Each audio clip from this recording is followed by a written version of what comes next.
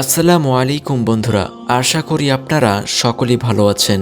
আজকের এই ঘটনাটি শেষ পর্যন্ত শোনার পর আপনি হয়তো আপনার চোখের পানি ধরে রাখতে পারবেন না, তাই ভিডিওটি না টেনে অবশ্যই শেষ পর্যন্ত দেখুন।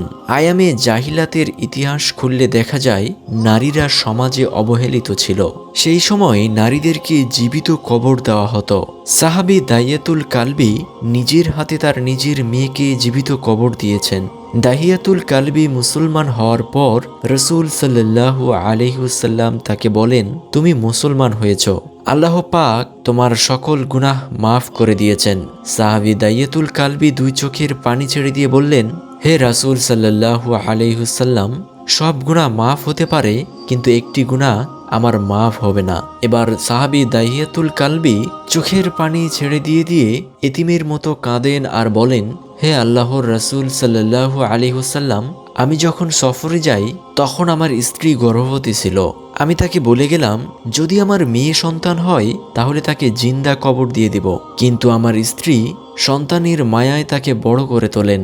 আমি সফর থেকে 4 বছর পর বাড়ি এসে দেখি একটি মেয়ে আমাকে আব্বু আব্বু বলে ডাকছে।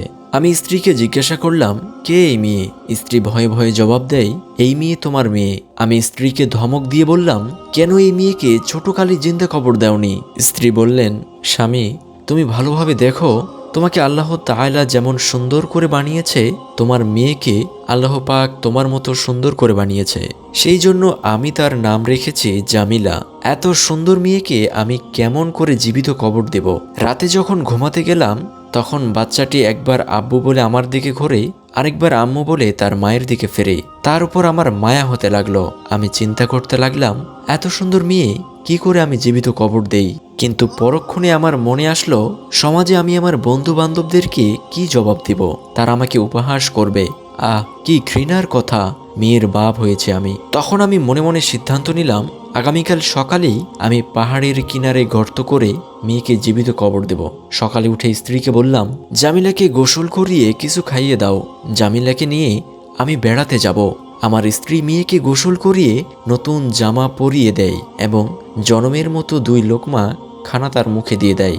আমি মেয়েটিকে নিয়ে রওনা হলাম। হে রাসূল সাল্লাল্লাহু আলাইহি ওয়াসাল্লাম, আমি বহুদূর পাহাড়ের পাশে গিয়ে গর্ত করতে লাগলাম।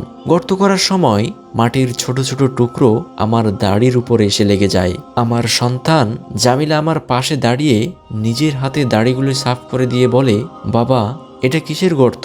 এই গর্ত কার জন্য করছো তুমি? আমি জামিলাকে বললাম, তুমি দূরে গিয়ে খেলা করো। যখন গর্ত হয়ে গেল তখন আমি জামিলাকে ডাকলাম, জামিলা দেখে যাও, কি যেন গর্তর মধ্যে দেখা যাচ্ছে। হে আল্লাহর রাসূল, আমি কত নিষ্ঠুর পিতা, আমার মনে একটুও দয়া মায়া হলো না। আমি ধাক্কা দিয়ে জামিলাকে গর্তে ফেলে দিলাম আর গর্তের চারদিকের পাথর ও মাটি চাপা দিতে থাকি। আমি জানি নিশ্চয় মহান আল্লাহ আমাকে এই পাপ ক্ষমা করবেন না। রাসূল সাল্লাল্লাহু আলাইহি ওয়াসাল্লাম বললেন, তুমি না বুঝে পাপ কাজ করেছ।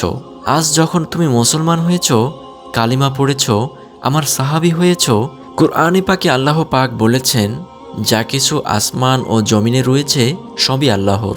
তিনি যাকে ইচ্ছা ক্ষমা করবেন, যাকে ইচ্ছা আযাব দান করবেন, আর আল্লাহ হচ্ছেন ক্ষমাকারী, করুণাময়।